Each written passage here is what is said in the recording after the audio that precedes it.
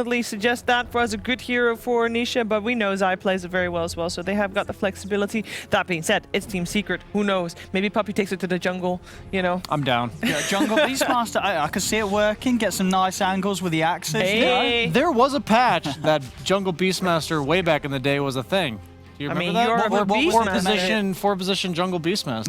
What was the change that made it good? That was back when Iron Talon was a thing. Oh, yeah. So you'd have the level 1 board, yeah. the damage is pretty decent. Just you mentioned Jungle Beastmaster, and it's funny throughout the course of Dota history how many junglers there have been, but despite really you wouldn't consider... You'll find every hero. Yeah, exactly. Yeah, there's the Lina, we mentioned it. I'm assuming it's going to go mid. They already see the matchup. They're probably like they're doubting the Jungle Beastmaster coming out from Puppy, so they are they're banking on the fact that it's most likely Nisha. So Lina, I imagine would do pretty well against the Beastmaster. At the very least, would free farm. I think so. Yeah. I think it's going to be most likely Zai playing it rather than Nisha doing it mid, but. They could do that nice adjustment. The thing about Lina against these melee heroes is that the Light Strike Array radius increase just makes it so much more reliable if they're going for a CS or something predictable that you'll almost always get them. It really makes a big difference. I've seen Lina just land so many more stuns in lane, and that level 2 timing is so much more powerful because of it. I just thought it was me. I thought it was just better. I'm sorry. I'm sorry, No. We've got Snapfire picked up, flex pick for sure as well. And I believe in the first season, we did see Nisha pick up Snapfire a couple times. Yeah, I think this is a response to the Lina. I think you're putting this this Nisha Snapfire mid. It's a nice tanky hero. It's a range hero. It's a hero with nukes to sort of blast back the lane against Lina. It fits nicely. Well, you know, there's a lot of heroes that wouldn't be fun to play. I think Snap's good. What about the fact that you have it as a 5 position where the cookie can save any carry from the shards? Like you have shards plus the tag team, and you can just get them out of that. I think maybe they'll see what sort of mid options left to pull. Because you're right, you know, 5 Snapfire obviously the hot thing right now. You get it with a good safe lane carry matchup and just any sort of right clicker, and with that little shredder maxed out, you know, you're just going to shred the lane. It's interesting to see Team Secret still banning out the Storm, so still respecting the fact that Lina can go on different heroes. That being said, they already have a Tusk, and is Lina 5 really a thing? Could it be a thing? I think Tusk 5 might actually be a thing. Okay. Just with any ranged carry, really, that can abuse the tag team. Any hero with a tag speed steroid would also work, like the PAs out there. I think mainly it has to do with the fact that they already have a backline support or core in the Snapfire, and they might be looking to pick another one. So maybe they just think the Storm would be the one thing, if they were going to rotate the Lina out of mid, that could be potentially problematic. Yeah, they want to protect that backline, even if it's, Yeah, Beastmaster's a backliner now. So. I guess so, yeah. And Stormer, you know, what's in a name? Who knows? That's true. Nobody's ever made that one before. We got Wraith King banned out by Secret as well, so also removing one of the stronger carries for Ace out of the pool. That was literally the only hero he played in the series that he played before, so he played 3 Wraith King games in a row, so we're finally going to see him play something else. And what's that? That's a Spectre ban as well. We've seen Spectre be very good this tournament already. Yeah, I don't mind the approach when you're against a team like HELLBEARS Smashers, who we mentioned picks a lot of the same heroes every game. Just say, hey, beat us with something you haven't nearly as refined as much as these other heroes. Even if it may not be the best hero for the game, if you're going to play more optimally than the others, we'll let you prove to us otherwise. Yep. Yeah, they actually won a game of Dazzle off lane with Rasmus, and we talked. I remember the first panel we had after the patch. It's like, ooh, Dazzle really good right now. Ever since we saw Rasmus play him in that offlane, I don't believe we've seen it in the European Deep Sea League anyway. It seems like a lot of these fours are still wanting to leave the melee fours. So Dazzle, because he's a ranged offlaner, usually gets picked with the melee fours, and we're seeing a lot of like the Bounty Hunters, the Tusks. We've seen some Tinies, and those heroes just they don't want to leave. They don't want to stay with you. Yeah. So the offlaners that are ranged that are getting picked more often are like the Necros and the Venos. These things that can kind of fend for themselves. Dazzle wants somebody consistently playing with him for the aggression and poison touch, and he also can't really protect himself early on. So I think in niche situations he could be really powerful, but it kind of like dampers the game plan that a lot of teams are going for in the early game. PL ban. Some good respect for the carries that Matu's been bringing out so far. Definitely always going to be a fan of the early gyro ban. I think Matu's always was one of the better gyros in the world, and I think it's a good patch for the hero right now, especially with sort of the pace that the Secret like to play. That's a Sand King coming out. Normally played as an offlaner, sometimes 4, and obviously it was the instigator of Secret's demise in the second game that they played against Team Nigma, with Nigma Miracle playing it mid and crushing with it. I could see Sand King mid against Beastmaster being real good. Yeah? Yeah, they've definitely got that potential now. Yeah, the melee versus melee matchup for Sand King is always fantastic. You probably beat him at his own game, I have to imagine. The whole push-in lane farming game. I think Sand King would probably do that better because he's favored in the actual lane itself. I'd be curious to see if that's what they do. Do we like Spirit Breaker? I mean, they've got counter plays. I mean, you're going to have to be smart with the angles if the Lina is a core and if that's going to be a priority. You know, if she gets the Yules, she's going to be able to put a stop to you heading in. Tusk has got the saves. Sand King is going to have a lot of mobility to sort of, break away, force you into, putting yourself in quite a dangerous position with the inevitable blink and the burrow strike.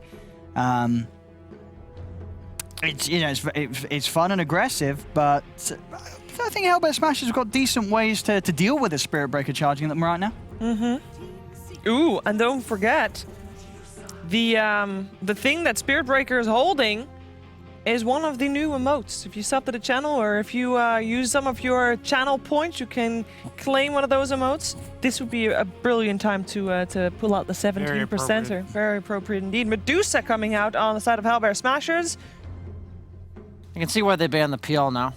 Mm-hmm. I was wondering because they banned PL and then picked Sand King, but they were just mainly worried about the carry-to-carry matchup. Now the question is, I really don't know too much about Medusa in terms of you have the anti-mages, you have the PLs, but it's like there has to be more than just one-to-one counters to Medusa. And Secret right now, the reason why I don't really mind this Medusa pick for their draft, for Team Secret side, is they already have pretty good long-range poke. Medusa's usually good against hard commitment lineups where she pops her ultimate and suddenly it disrupts the entire engagement. But with Snapfire Beastmaster, you don't necessarily have to commit. Spirit Breaker, one of the hard commitment heroes that doesn't have a problem running away, because you just pop the, I don't even remember what that ability is called, Bulldoze, and run away.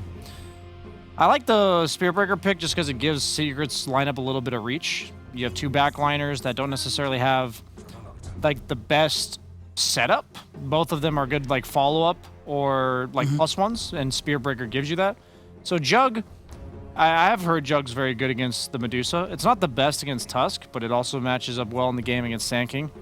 It just matters if he can hit that threshold of an SNY +1, like an Ags or a Scotty, where they can't burst him down. Because if they can't burst him down, the Hellbear Smashers, they really can't deal with the Healing Ward, in the sense that their damage output's relatively limited until Dusa gets 5-6 items. So I like the Jug in that regard. It really ramps up the pace of the game for them, and it's also an independent hero that allows these playmakers like the Spirit Breaker and the Snapfire to kind of go do their own thing. Wow. Are you sort of getting a clearer picture now of what you think Secret's running with the roles? Is this Snap Spirits that are support duo and Beastmasters on the offlane? We're waiting for Anisha last pick, or? I think it's 5 Snap, 4 Spirit Breaker, and they're gonna pick some annoying lane person, like I said, the Venomancer. Oh, for Zai. For Zai, okay. Pangolier I actually would like a lot too, for Team Secret. Yeah, it's nice against the Dusa. Yeah, Very I think annoying. it's nice against Tusk, you don't get ganked, and then it's nice against any hero that takes a long time to kill. Pango's he's the most lockdown. If you constantly hit them with the roll, you're stunning them for 5+ seconds. Because at the moment they don't really have a hero that generally would go in first and actually live, because Spirit Breaker could go in first, but he's won't a distraction. Yeah, he's a distraction. So we also still have in the pool Centaur that we've seen very popular. Zai actually did play it. Centaur is, against the Dusa, just being able to say we're getting out of it and resetting. Yeah, you're absolutely right. If they do want to run the Beastmaster mid and get Zai something. Yeah, that depends on, of course, that. Centaur, I feel like most games Centaur's going to feel like a decent pick. Mm-hmm. Yeah, Hellbear Smashers is taking a long time to decide what they want to remove from this pool, though, and they do end up going with the Pango that you mentioned earlier. Yeah. Yeah, it's just a Zai special, and it's one of the few melee heroes that kind of doesn't mind getting left alone, because his level 4-5, he kind of just wants levels anyway. Usually doesn't win the lane, so Spear Breaker needs to be free to roam. That's really important at this pick. For you people in pubs, if you get a 4-position Spear Breaker, you know, make sure you pick a hero that doesn't mind being alone. Because otherwise you get left alone, and then you're like, what do I do now? Yeah. What are other heroes that are good by themselves? Timbersaw? Yeah, Timbersaw is good, but it's not a particularly amazing Timbersaw game so far. Yeah, I'll say the Vino again. I'll highlight him a lot. It's hard to see without a hero list. I wonder what I feel like for HELLBEARS. Do you not want something that's going to sort of directly protect or buff up the Medusa? You know, some sort of steroid for her this game. And maybe they think the tag team is kind of like that, but I agree. Like, could you do the Sand King off lane, your Tusk for your Lina mid, and then maybe get something like the Tofu Oracle to keep Dusa safe as it. My main issue with Oracle Dusa is in lane, the Spearbreaker can kind of just run at you. I think you kind of need this melee Bruiser 5, the Tusk, to deter that aggression. And they go for the Mag. Ah, Jug Mag, of course. Yeah, Jug Mag. And Mag is a hero that could be left alone as well, right? Yeah. You just get levels. And yeah, especially and when you're... and everything. Yeah. Against a couple of range heroes, though, and yeah, Tusk, if he's having a good game, he can get that Blink online and play it safe. He is going to be able to make that Blink Snowball save after the RP, which could be, you know, could absolutely happen. This lineup from Secret's so greedy, right? Usually Beastmaster as a core, very farm heavy now. He's not the tower pressure hero he used to be in the early to mid game. He's the guy that hits up the neutrals with the axes, and now you've got the Empower and Jug hitting neutrals as well. Could it be a 3-snap 5 mag? Like, that's possible, I think. There is a chance. I would still lean the way of Zai, Beastmaster, and Nisha Magnus. Okay. I think Mag, you know, if you are going to lane against the Lina, I think you might have a bit of a better chance than the Beastmaster. Queen of Pain. And so I guess Lina moving to the support. Yeah, Gilga playing the 4 Lina. Okay. Nisha Beastmaster. All right. And it is Zai Mag. Okay. So it looks like Secret's trying to beat HELLBEAR Smashers at their own game. Their option for Medusa is either to run at the Medusa early or to just out-farm her. And that's... I think what their lineup can do is take a couple early towers, because Jug is a